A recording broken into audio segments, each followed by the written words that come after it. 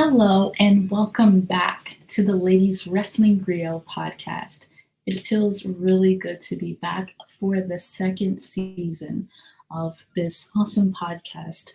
I needed to take a break. I needed a summer break to kind of regroup and figure out what I wanted this season to continue to represent and what new things I felt needed to be added to bring home the motto and the mantra of what I feel the ladies wrestling griot should and could represent. And that is to talk about undervalued storylines, feuds, and factions in women's wrestling from the past and present, to particularly put a lens on forgotten gems in the history of women's involvement in wrestling. So, this month, I want to continue on that mission by starting a bit of a series dedicated to the women of ECW. And the lady that I would like to focus on today will be none other than the Queen of Extreme, Francine. Whether she was leading the Pitbulls by their collars to Tag Team Championship Gold or becoming an Uber Hill as Shane Douglas's head cheerleader, or being a huge part of Triple Threat's success as a faction, Francine was such an important fabric in the plaid grunge sweatshirt that was the 90s darling of the promotion of ECW. And I just really want to get right into it because there is a lot to cover about Francine's ECW, the original ECW run that Francine had. And her story started off in ECW with her actually being trained at the ECW Academy, I believe that was the name of it. A lot of different names sometimes gets tossed out about the training that facility that they had under the umbrella of ECW. But she did receive her training there, and she was able to find out that not too long after that training that first she started doing a few house shows and then officially made her debut to an ECW audience in 1994 as Miss Montgomeryville. And this character, Miss Montgomeryville, was a beauty pageant winner who acted as a timekeeper until she was chokeslammed by the wrestler at that time called 911. And this was, I think it was described as just being a one-time deal. But even with that happening to Francine at her first real appearance for ECW, that was a major deal. I mean, for a woman to be able to take such a brutal move at that time was kind of unheard of. So I think that with that first appearance of her being a timekeeper and then getting chokeslammed by such a huge wrestler, by the way. So even like the weight, the difference between the two made the move even harsher, and also added on her being a woman. It really solidified to the ECW fans that they were kind of getting a sneak peek into what would soon be an ECW mainstay in Francine and what she had to offer. And right after that appearance, Miss Montgomeryville was taken out of the ring, taken out of the building. And at that time, Francine was only told to, just stay home, especially at that time when kayfabe was a big deal and you didn't want fans getting a glimpse into whether something was fabricated for a show or not. You really wanted them to believe that. And I think that ECW did a great job of that, by the way. So Francine didn't know when she may be possibly coming back. But eventually, she did get a call back, and that's when we start getting into what we saw after, which was the actual Francine character debut after that. But even just to go back, to put things into perspective, Francine was probably 210 pounds soaking wet when she entered the industry. Then she inquired about getting into ECW after seeing an ad about joining ECW. I believe it was on TV that she saw the ad. And honestly, she was tired of working for an insurance company. So she really wanted to take her life into her own hands and find something that she was very passionate about. So for Francine to do that and to even go to, and this was me hearing this from one of Francine's shoe interviews that even the place that she met at the time, the owner of ECW, Todd Gordon, at this really sketchy building, and still feeling like she wanted to look into this, I have to say, is extremely brave. And then to train with all men at the time, because we know how scarce it was, especially in America, for other women that were interested in wrestling to usually see a woman also training along with them. And even then, she's told by Paul Heyman while she's training that they're going to bring her on as a manager. And though she won't be wrestling on a regular basis, there still is a strong probability that she will have to get physical in the ring. I mean, this is Extreme Championship Wrestling, so there's no way to get out of that. And then not only does she has to deal with the wrestler's hardcore style that ECW is known for, she has to deal with a hardcore crowd. So I think putting all of those things into perspective really goes to show that there was a huge passion that Francine had for the business.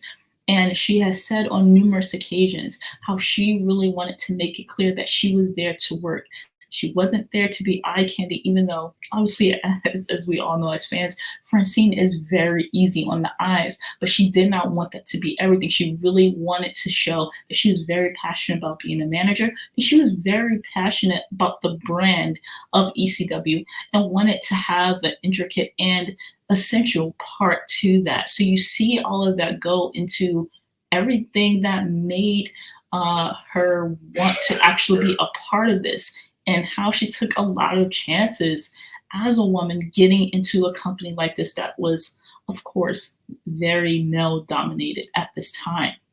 So after the Miss Montgomeryville appearance, you have where she finally goes into the early stages of what the Francine character would be. And the Francine character debuted officially in 1995 at the Barbed Wire Hoodies and Choke Slams event. As a Stevie Richards super fan, by ringside, holding up what you don't see as much, but holding up a poster, making it clear that she was there to see Stevie Richards. And that soon would kind of morph into her becoming a manager and an on-screen girlfriend to Stevie Richards. And this partnership between Richards and Francine, of course, angered Richards' tag team partner, Raven, and Raven's valet and resident hottie at the time, Beulah McGillicuddy, and the company. And I say at the time because really when you had that staple with Richards and Raven, Beulah didn't really have any competition for other women in the company. She was really the only one that was seen as that figure piece for the women on the roster as a valet, as someone that would get a huge pop from the fans whenever she would come out. So you already have where Stevie Richards is starting to become really excited at the notion that he has someone that's really digging him, that's started off with really being a fan of his and made it clear that she had tunnel vision for him. And I personally think that I loved how they added that dynamic with Stevie, because as we know, especially with Stevie Richards' early character early on, when he was working with Raven, they all saw him as someone that would be extremely loyal, but at the same time that no one really took him seriously. So I thought this was interesting that you started to have Stevie kind of have his own cult like following, with having someone like Francine be interested in him and only have eyes for him. And you immediately see when Francine is brought into the circle that her and Beulah absolutely despised each other. And this led to one of the most popular rivalries in ECW. From this debut and the first display of affection that Stevie got from a beautiful woman like Francine, you can instantly see the jealousy is oozing off of Raven. He loved having control over Stevie. He didn't want that power switch to turn over to Francine. And you can really see the mind games that Raven was just so good at with his character in ECW, and how you're already starting to see Raven's gears turning even with Francine's debut, that he had to create some type of rift between Francine and Stevie Richards to hold on to that reign. And even though Beulah was not romantically linked to Stevie, I think that she also loved the fact that there was an attraction, a deeper attraction that Stevie had to her, and she liked that power too over him, and she didn't like that someone else could immediately have that kind of hold on him as well. So you see how both the intentions of Raven and Beulah align to try to create dissension between Francine and Stevie Richards early on with their partnering. And of course, with the feud with Beulah and Francine, this feud led to the start of the famous cat fights that most women in the ECW promotion had whenever they wanted to settle a score. And that type of cat fighting really started to trickle down into other companies too that used that for women trying to get over whatever issue that they had. And I think it's safe to say that was something that originated in ECW and really became a big thing that time. And this bitter rivalry between Francine and Beulah, the two ladies soon knew that this was going to be something within the ECW company that would really be a staple in their careers.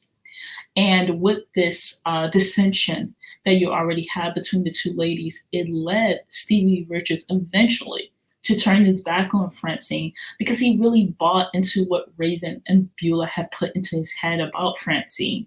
I mean, even after the feud that started with Francine when she was with Stevie Richards, this bitter rivalry was revisited again and again with Francine, even when she was with the Pitbulls and even when she was managing Shane Douglas. But we'll touch on that later. Their first match that they had against each other was on December 17th, 1996, on an episode of ECW Hardcore TV.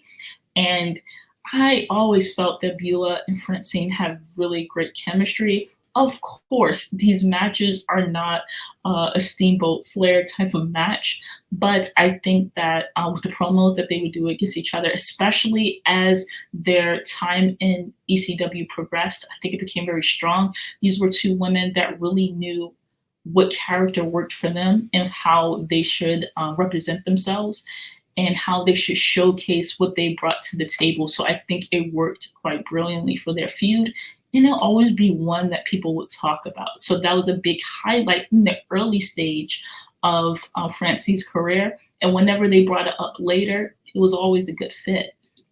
So after the betrayal from Stevie Richards, Francine immediately aligns herself with the Pitbulls, which is one of my favorite tag teams in ECW. They were such a powerhouse of a team, great chemistry, and honestly, I felt that Francine really fit right in. The dominatrix look that matched all of the leather attire that the Pitbulls wore and were known for was one of my favorite looks of Francine during her managerial career.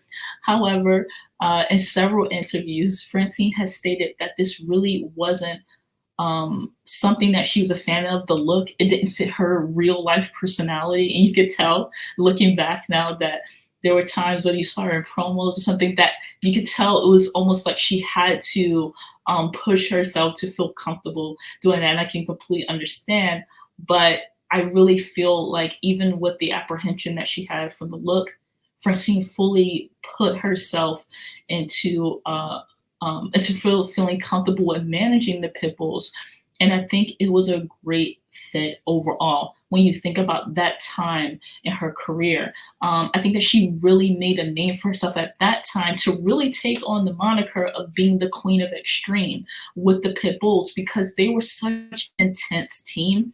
Even their finisher was extremely deadly. It felt, even when they were, of course, facing guys that were just as big as them, it was such an intense time in the ring for anyone that went against the Pitbulls. And I feel that Francine matched that energy when she was with them. So she really had to step up too to feel and to nominate. And Francine has said it many times that she would be the one campaigning to take a lot of the guys on the opposing team's finishers to make it clear that she wants to be a different type of manager then you would usually see the women before Francine, where she was really getting involved to even take the brunt of a lot of physical reactions that the guys would have to her interrupting the match.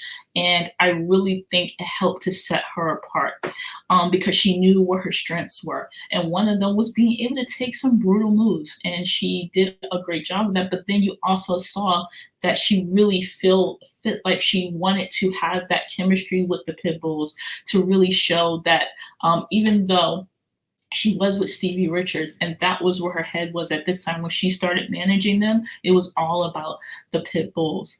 And it was just, I will always go back and look at that time with Francine with the pit bulls, whether it's what the pit bulls were doing in the ring, and also Francine matching whatever they needed at that time, whether it's her putting herself on the line. It was just a really great time in ECW for tag teams, and she did such a great job managing them. And on a positive note for Francine, during this time when she was with the Pit Bulls, she was able to get revenge on Stevie Richards and Raven when she assisted the Pit Bulls in winning the tag team championships in 1995. And at CyberSlam 96, the Pit Bulls beat the Eliminators, another amazing team, in a dog collar match. And the reason why this is important to pull out, because usually when you look back at the history of tag teams in ECW, the Pit Bulls and the Eliminators are always mentioned. And Francine was right there in the middle of it, being a part of some classic matches for the promotion. So this was a very important time in Francine's career because it helped to take it from the doe-eyed, shy, even though aggressive manager that Stevie Richards had, to really show that she could be an intricate part of a very powerful tag team. So to me, one of the highlights of Francine's career certainly has to be when she was managing the Pit Bulls.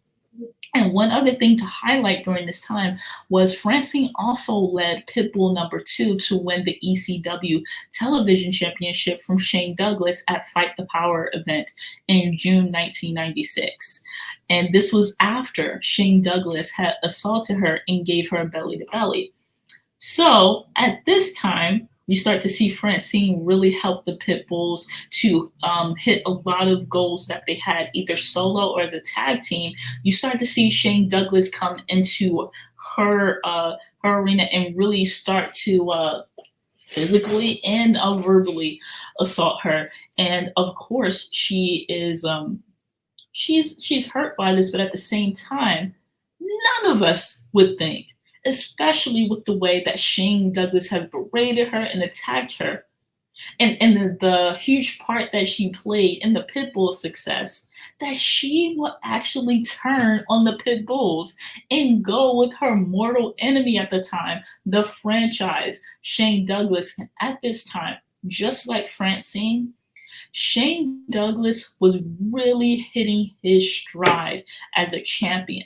He was really hitting his stride as one of the top guys in ECW and really came into his own and started to develop such an egotistical, premier heel that the company really needed at the time, especially because Shane had everything that someone that would be looked at as a quintessential ECW wrestler that most people thought of, where they would think like you have more of a grunge look, you probably have a chip on your shoulder because you couldn't make it in another company, possibly because of your look, your weight, your lack of height, your inability to like fully be on when it comes to promoting yourself through promos. Shane had all those things. He was literally the opposite of someone thinking that he couldn't make it in a promotion. He had the looks, he had the height, he had the weight and the muscle and the build that everyone would think would be that would be great for any company. And he certainly had the chops on the mic, one of the best talkers in the business. And for him to know that, because he was very aware of that as the franchise, and to use that to make it very clear that no one was on his level. And before that, berate Francine and obviously make it clear that she's a target as well as her tag team. And then for them to secretly align And to turn the Pitbulls at the height of their success with having Francine as a manager was just perfect because honestly, when that happened, no one was suspecting. And I think that sometimes that's a bit lost now, where you can usually predict if someone's possibly going to turn and join either another faction or to go with another wrestler. And you did not think that with Francine and Shane Douglas in 1996 that that was even going to be a possibility. So when Francine was showing that she was fully converted to being with Shane Douglas by taking off her skirt and revealing that she had on her panties on the back of them franchise spray painted on the back to do the ultimate reveal. You could just hear the crowd how disgusted they were that she would turn her back on the Pitbulls to go with someone like Shane Douglas. It was one of the best moments, I think, in ECW history because that storyline was just planned perfectly to really get a great sense of shock from the ECW fans, especially with how smart the ECW fans were. Many times they could see things a mile away, but I don't think they saw that with this. And with the hate that Francine and Shane Douglas displayed to everyone for each other, no one would think that they were actually being cahoots. So this portrayal immediately feels so real to the Pitbulls, and they immediately, in that same match, sought revenge. And they surrounded Francine in the ring and just as she's gloating over her portrayal, they immediately grab her by the hair and they are ready to attack. Francine starts to beg and plead for them not to do anything to her, but that all falls on deaf ears as Shane Douglas is incapacitated by ringside. So they are the only ones in the ring. Francine and these huge men that make up the Pitbulls. The Pitbulls take all of their anger out on Francine and power bomb her through a table. Once again, we can even go back to what happened to Francine with her first appearance in ECW with 911. These type of spots done to women were really unheard of, just like I said, especially in America, because we had seen things like that in Japan before 96. But in America, you did not have women going through tables, especially going through tables because a guy was putting them, or several guys were putting her through it. So this was a huge spot for Francine to take. So it just kept elevating and solidifying that she was the queen of extreme. And I believe from the interviews that Francine has said that it was not an easy bump to take, and she felt it. So she really took one for the team. She really took one for Shane Douglas to prove that she was completely here for being on his side, and she will even take a bump like that. And even with the Pitbulls getting their revenge, Shane Douglas was still able to win that match and solidify that now he had his head cheerleader with Francine, and they were going to be at the top of the mountain as the biggest heels in ECW at that time. And it was just brilliant.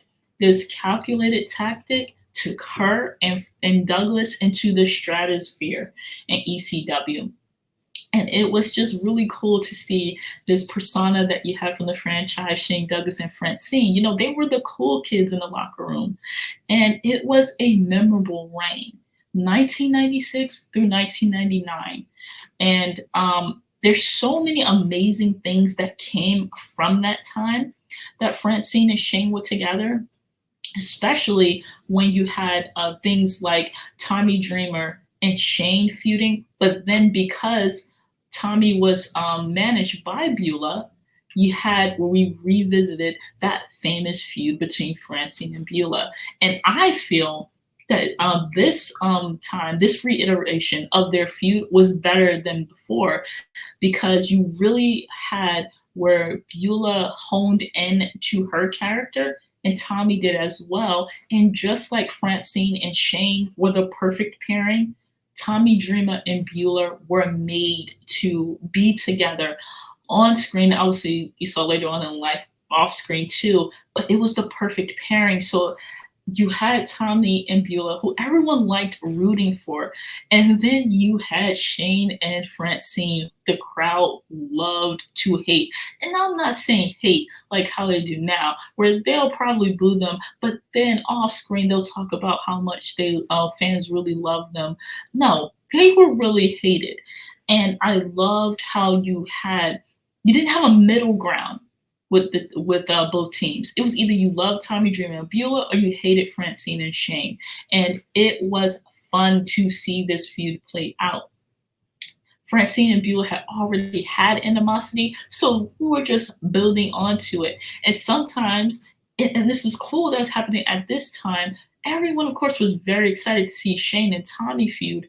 But I like that Francine and Beulah had the same amount of attention on their feud as well. And it wasn't just about the fans just getting excited just to see a cat fight, because we know why. But they actually liked the promos that Francine and Beulah would do against each other, the animosity that you would see build up, even when they would have encounters with Shane and Tommy at ringside, and then they would interfere and do everything they could. The fans were very invested in these two women and the company in general. And this feud really started to get heated up when you had times where Shane Douglas would put his hands on Beulah, like when he put her in a full Nelson, and you had Francine antagonizing Beulah by slapping her around when she's in the full Nelson and really laying it in that Tommy's can't always be around to save you, and we will always be there to antagonize you, to put you down. And I just loved how bullish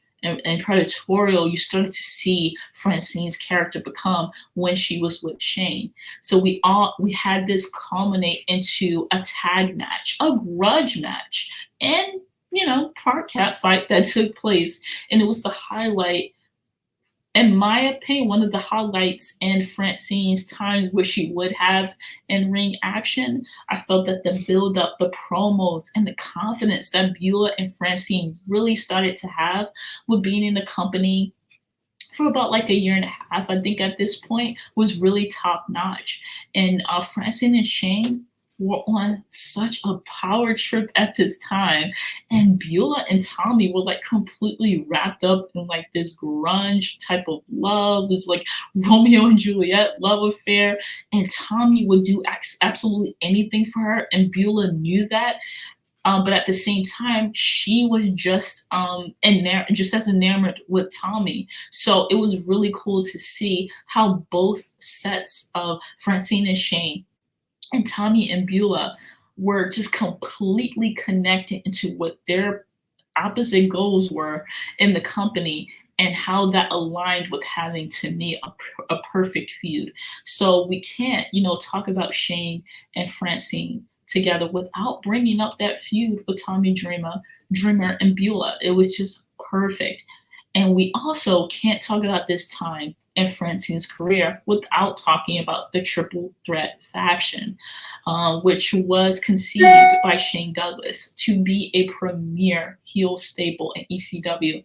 And I love an interview with Shane Douglas where he was talking about this idea, but making it clear that it's almost mandatory, in a well-done promotion to have a big heel staple in the company.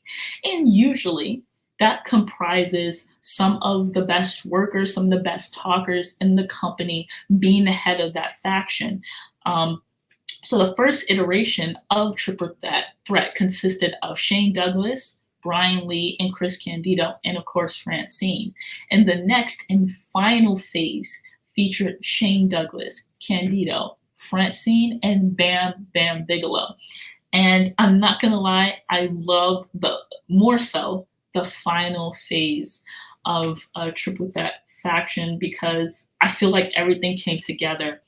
I can't be remiss without bringing that in that final phase. Later on, you had Sunny, who left WWE, and she also joined. And of course, that made perfect sense because she was with Candido, and she really did have great chemistry on screen with him as well. And she had great chemistry with Francine. So it really helped to round out that staple when you had the final faction. And to me, I thought that this stable added that feeling to ECW, that they had a rougher, grittier version of the Four Horsemen or a Dangerous Alliance. I think that they should be on that list of great heel factions at that time, because I feel that they had all the elements that and personalities that go into a strong heel faction. And I love how you could clearly see that each member had a key part in a certain role that helped it to work. And at that time in the 90s, factions were big and everyone played their part well in this group. Shane was the leader and the total leader of the pack, very alpha male. And he really had an arrogance that he used in a very meticulous way that he had with words to get the crowd riled up, while making the men in the audience envious that they couldn't be with the head cheerleader Francine. The main girl on the roster, definitely at that time, was Francine. And for the crowd to know that the only one that could even get to her was him, and he was the world champion. I love how Shane Douglas like completely leaned into that every time that he would come to the stadium, and really made it clear, yeah, this is what you're dealing with every time you see this faction, is a reminder that you can't be me. And I feel that Chris Candido really brought a tremendous level of athleticism and personality. He had really big personality that I think really fit in the wrestling world. And of course, Bam Bam was that hard-nosed, take no prisoners wall of a man that no one wanted to go through. And I love that he was always like the barrier that someone had to go through and they couldn't touch Shane because he was always there. And I've always been a huge fan of Bam Bam Bigelow. No matter what promotion he was in, he always made a statement. And it wasn't always because he was one of the biggest guys in the room. He knew how to use that to his advantage, but he was also really good at every other part of what can make a wrestler great. And I don't think he gets enough praise for what he brought to the industry. So to me, the Triple Threat really is one of like the unsung heroes and heel factions in the 90s. And recently, as I was doing research on this topic of Triple Threat, Francine, who has a podcast called Eyes on Me, that I think is absolutely wonderful if you really want to get insight into her career and what she thinks about wrestling back then and now. She was asked why Triple Threat wasn't at the very popular initial ECW invasion that happened in 97. And I never thought about it because Triple Threat was really big at that time. They were like in their peak. And Francine said that they actually were told that they could be a part of that invasion show for Raw, but everyone was for it except for Shane Douglas. And the reason why, of course, is because, as we know, Shane Douglas did not want to be anywhere near WWE, especially with the way, you know, they screwed him over during his time in WWE. And honestly, Shane had been very public with how he felt that the Clique had treated him and ruined his career in WWE. So he just, of course, did not feel that that would be a good idea to go back into that environment. Even though I do have to agree with Francine, I think with everything that Shane did when he left WWE and came back to ECW and made himself into a huge star, and he had this 5-star, in my opinion, this 5-star like faction, if they would have come back, especially because the point of that invasion was to truly show that ECW was at the same level as the top stars in WWE, I think that that would have been a big glow up for him to come there and to prove that he was bigger than some of the biggest stars that they had in WWE at the time. And then also for him to have Francine, and especially when, in 97, that's when they really started to push the diva angle. So to have someone like Francine kind of standing or having some interaction with someone like Marlena, or someone like Sunny, I thought that that would have been perfect too. And then, of course, to have Bam Bam possibly attack,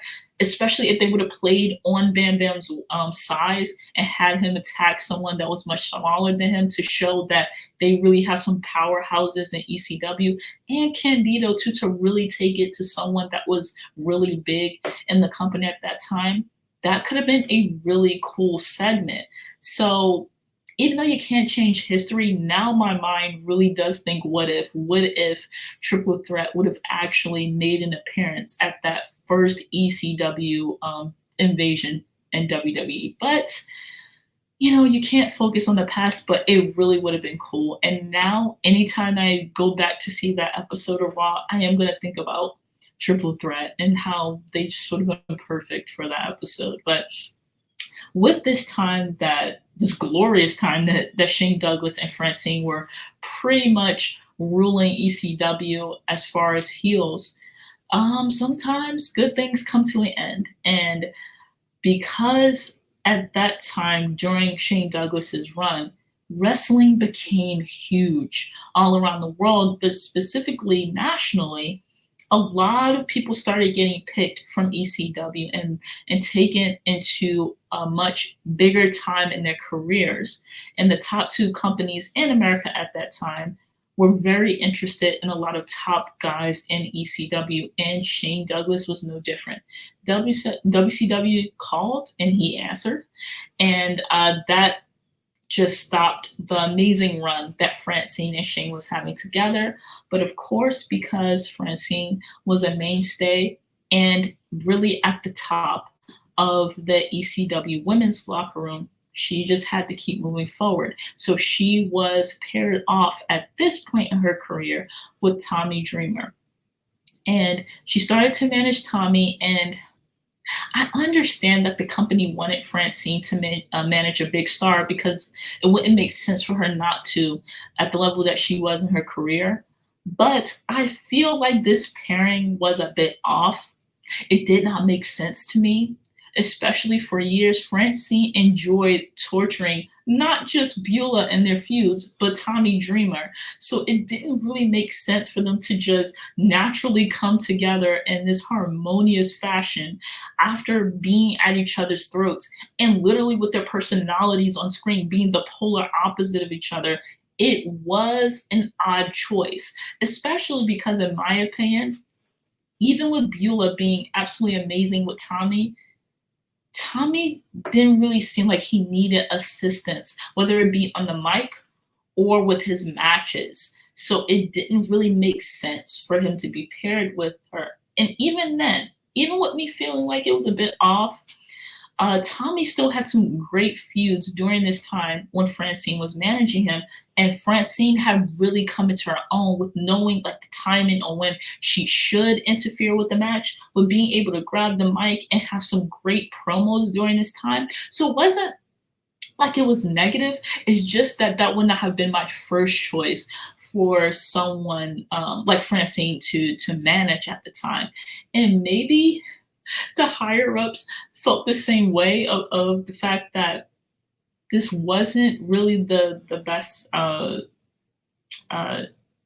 to have on screen, because shortly after that, that's when you had Raven return from his stint in WCW. And him and Tommy, after a very bitter feud, had a little bit moment of time where they actually were getting along. They weren't enemies. And it seemed like, they had gotten over that rough patch of having like this lifelong feud with each other. But soon after that, you have Raven really getting into the head of Francine and making her feel that maybe Tommy is not really cut out to be a major guy in ECW. And of course, as we know with Francine's past, she only wants to manage top tier talent, champions, by the way, and most importantly, heavyweight champions in the company. So after an incident during a match where Tommy Dreamer accidentally hit Francine, that was like the nail in the coffin for her to feel like this wasn't a good pairing. And she just made it clear that she didn't want to have any more involvement with Tommy. And then she immediately that same night aligned herself with Raven. And uh, once again, just like I felt about Tommy, it just did not make sense for Francine to manage Raven. And even in a recent interview, Francine stated that it just didn't make sense. She understood that with the loss of Beulah not really being on TV anymore, it just seemed like they wanted to have that continuation of usually the catalyst to why Raven and Tommy didn't like each other was usually because of a woman, and that was usually because of Beulah. It seemed like they just wanted to put her in that box to be the woman that's creating somewhat of a love triangle and to continue on their feud. But it did not work with Francine, and I guess once again, because it wasn't even a long stint that Francine was with Raven, I feel like they were trying, in the defense, to try to find someone that Francine had a similar chemistry with, like how she had with Shane Douglas. And I personally feel that with this next evolution in Francine's career, they found it. And I feel like they found that with Just Incredible. Francine and Justin had great chemistry. And just like I said, at this time, where Francine having all these notches on her belt with having managed some great talent, it was very clear that you only went to Francine as a wrestler if you knew that you can get championship gold. And to me, Justin knew that. He made it clear, and he showed it in his actions with really having a great run in ECW and the latter end of ECW doors being open. And that was a really good time, in my opinion, for Francine's career, where I feel like toward the end of ECW even existing, Francine left with a very strong run. And Justin coming in and being aligned with Lance Storm and Dawn Marie and just having these really great main event matches and then being paired off with Francine, they really worked well together. This was a great last managerial run in the original ECW, in my opinion, and I feel like it topped off her career well. And just like I said, even when I wasn't crazy about like certain pairings that Francine had with certain wrestlers, the great matches that the people she was managing had was still there.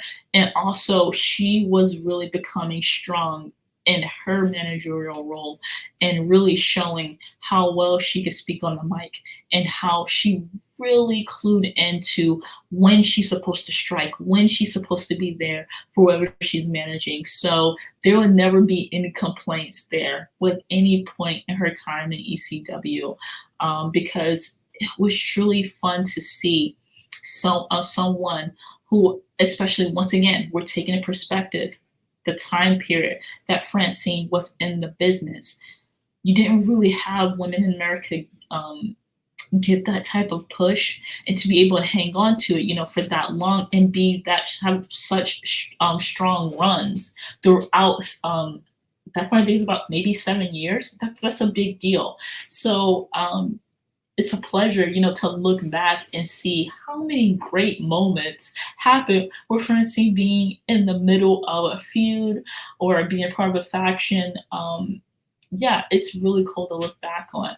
And even though after the Just Incredible managerial run that Francine had, and sadly ECW closing its doors, I am pretty sure that looking back, I'm hoping that Francine really sees how much she did to, in my opinion, for managers in general, whether it be male or female, but then also showing, even outside of her not being a full-time wrestler at all, how vital it is to have a manager that will show that they can be more of an extreme version of a manager and really put their body on the line to make sure that their clients know and that their champ knows that they will do anything to make sure that they get that win. And I think that it was a big game changer for women feeling like they could be a bit more hardcore and feel like they can really get the fans behind them, because certainly that's a gamble.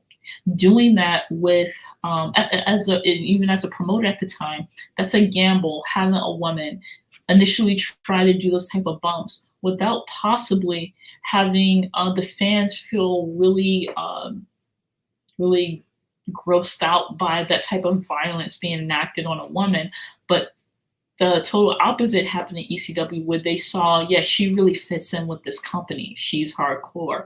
And that's why even now, I don't really like that just being thrown around, even like with taking on the moniker Queen of Extreme, because I feel like Francine really embodied that. And now that we're in a time where you see a lot of female matches where tables are used, where huge bumps happen, I feel that that moniker should stay with Francine, because it mattered at that time, because no one else was doing that. In American promotions, it was only Francine. So I think that it just fit her perfectly.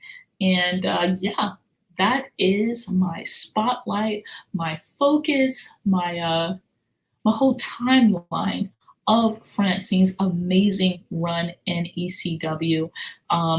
There's so many moments. If you have never watched Francine in ECW, I implore you to not only look up those memories, but if you want to have a bit of commentary on what was going on in her mind, or what was her thoughts on certain feuds and people that she was able to work with, really check out Francine's podcast, Eyes on Me, Queen of Extreme. It's available, obviously, of her podcast, but it's also a video podcast now on YouTube. So even if you want to, see her reactions in real time to certain questions that I posed to her, or certain things that she wants to talk about, I really implore you to do that, because, and now we're getting into a good time again where you have a lot of women that didn't have the ability to get interviewed a lot during the peak of their career. So now they're starting to have podcasts. And for fans like me, that always looked to see any woman in the business actually talk about their careers and the backstories that went into certain things, this is a great treat. And just like I said, we are going to have a very full, meaty series spotlighting a lot of women that were intricate and great memories that were in ECW. So we are just starting off. This is our first week. I really hope you enjoy it.